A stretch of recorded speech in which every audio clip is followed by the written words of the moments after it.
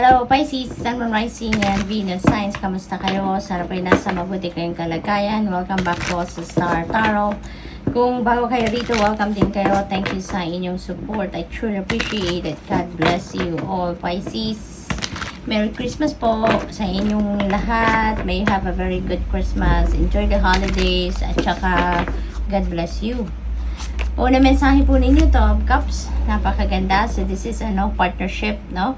At you are blessed with people sa ngayon na maaaring bago ninyo makilala, makasama ninyo, maaaring ito ay mag-develop na pagkakakilala ninyo with this person as a friend or baka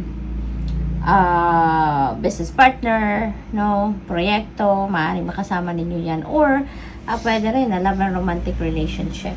So what else? We have Hermit energy. Ayan. So, this is also a time for reflection.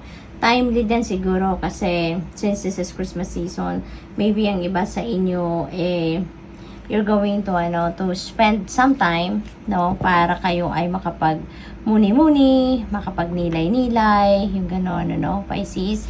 At, maaaring ang iba din sa inyo dito siguro is praying for enlightenment, no? Or praying for something na baka gusto ninyo ng clear direction, gusto ninyong makapag reset, kumbaga makapag-renew ng sarili ninyo. What else? We have Ace of Wands. And Ace of Wands is a new beginning energy, no? This is a new beginning. So, merong bagong simula, merong bagong chapter sa buhay ninyo na sisimulan ninyo sa ngayon. This is a time that you are going to receive new inspiration, new ideas. Maaaring may mag-arise dito na bagong plans, bagong perspective, yung mga ganon. What else? We have 5 of Cups. Ayan. So, dito sa 5 of Cups, no? This is sadness. Siguro ang iba sa inyo. Feeling ko, alam mo, kanina ko pa pumasok sa isip ko, no? Kanina ko pa naisip na parang, siguro ang iba sa inyo is mag-isa lang, no? Maybe you're spending Christmas by yourself. Maybe malayo kayo sa pamilya, malayo sa mga kaibigan. Kaya siguro kayo nalulungkot, no? Kaya, time for reflection, time for spending time, no, alone, me time. You have a lot of time ngayon para mag-me time kayo, no? Kaya siguro din at the same time nalulungkot kayo. Kasi syempre kung malayo sa pamilya, malayo sa mga kaibigan, so namimiss ninyo sila yung gano'n, no? Pisces, what else? We have Page of Pentacles. Ayan. So dito naman sa Page of Pentacles, this is news, no? This is wonderful news coming your way na maaaring ito may hatid na swerte sa inyo. Kasi nababalot din kayo ng swerte sa ngayon. We have luck energy, L-U-C-K. So, this could be maswerteng balita and related itong balitang ito sa inyong money, career, finances, no? Pisces, so good luck to that. What else? We have Magician, napakaganda. This is another new beginning energy. So, meron tayong Ace of Wands, which is a new beginning energy. Meron din tayong Magician, which is also a new beginning energy. So, merong ngayon, Pisces, meron kayong parang this is the time that you are going to take action. You're getting on your feet and you are taking action. No? So, kung ano man ang plano ninyo, ano man ang dream ninyo, ano man yung goals ninyo, kung dati, nagdadalawang isip kong kayong gawin ito, kung dati, nagdadalawang isip ko yung simulan, kung ano man ito, ngayon, you're going to change your mind, no? At ngayon, siguro magkakaroon na kayo ng clear direction of where you're heading. That's why you're going to get on your feet and you're going to take action, no? So, which is really good.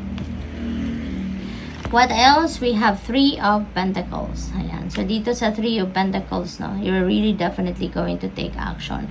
Maaring, since we also have partnership energy, so siguro dito, magte-take action na kayo, wala na makakapigil sa inyo. It's because, you know pretty much na parang mas confident kayo ngayon because you know pretty much that meron kayong makakatulong. Meron na kayong mga makakapartner.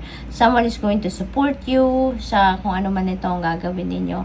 At meron nang bibigay sa inyo ng advice or input, yung ganon. May kasama ka, no, sa journey na to. Kaya siguro, maglalakas din kayo ng loob na sige, simulan ko na to. Sige, gawin na natin ito, no? What else? We have Queen of Cups. Ayan. So, maybe, isa sa very supportive of you rito, Pisces, is someone na siguro Cancer, Scorpio, Pisces din, ano. Maybe this is your fellow, water sign na very supportive of you. Maring ito yung laging nandyan para tulungan ka. So, this could be, this could be someone matured, emotionally matured, sensitive, intuitive, yung ganon. So, katulad mo din, malakas din ang radar. So, talagang magkakasundo kayo ng kung sino man ito. And this could be someone, no, na makakapartner ninyo rito. Kaya, napakaganda rin. What else? We have death energy. This is a major transformation. Mayroong malaking pagbabagong magaganap sa buhay ninyo sa ngayon. At maaaring yung pagte-take action na to ninyo is going to, lead you towards change, no, sa buhay. And that could be in any area of life. So, good luck sa inyo, Pisces. Thank you for watching. Love and light. Namaste.